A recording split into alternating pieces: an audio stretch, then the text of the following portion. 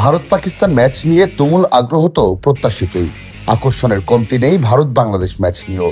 এমনকি ভারত নিউজিল্যান্ড ম্যাচের টিকিটও আর বাকি নেই। চ্যাম্পিয়ন্স ট্রফিতে ভারতের সব ম্যাচের টিকিট শেষ হয়ে গেছে চোখের পলকে।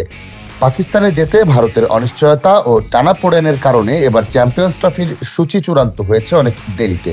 টিকিটও ছাড়া হয়েছে তাই স্বাভাবিকের চেয়ে অনেক দেরিতে। দর্শকেরা যেন স্রেফ সময়ের অপেক্ষায় ছিলেন। টিকিটটা ছাড়া মাত্রই হামলে পড়েছেন আগ্রহীরা। ভারত এই আসরে সব ম্যাচেই খেলবে দুবাই আন্তর্জাতিক স্টেডিয়ামে।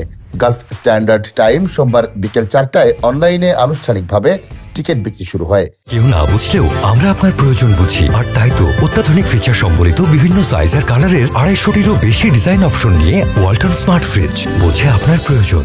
নিবন্ধিত দর্শকেরা আগে থেকেই অনলাইনে ভিড় জমিয়ে অপেক্ষায় ছিলেন। ভারতীয় গণমাধ্যমের খবর, সবার আগে শেষ হয়ে যায় ভারত পাকিস্তান ম্যাচের টিকিট, যেটি হবে 23শে ফেব্রুয়ারি। টিকিট ছাড়ার 1 ঘন্টার মধ্যে শেষ হয়ে যায় এই ম্যাচের টিকিট। এরপর 20শে ফেব্রুয়ারি ভারত বাংলাদেশ ও 2রা মার্চ ভারত নিউজিল্যান্ড ম্যাচের টিকিটও শেষ হয়ে যায় দ্রুত। এমনকি ভারত সেমিফাইনালে উঠবে ধরে নিয়ে 4 মার্চ দুবাইয়ে সেমিফাইনালের টিকিটও শেষ হয়ে যায় বেশ দ্রুতই। 19শে ফেব্রুয়ারি লাহোরে পাকিস্তান নিউজিল্যান্ড ম্যাচ দিয়ে শুরু হবে এবারের চ্যাম্পিয়ন্স ট্রফি।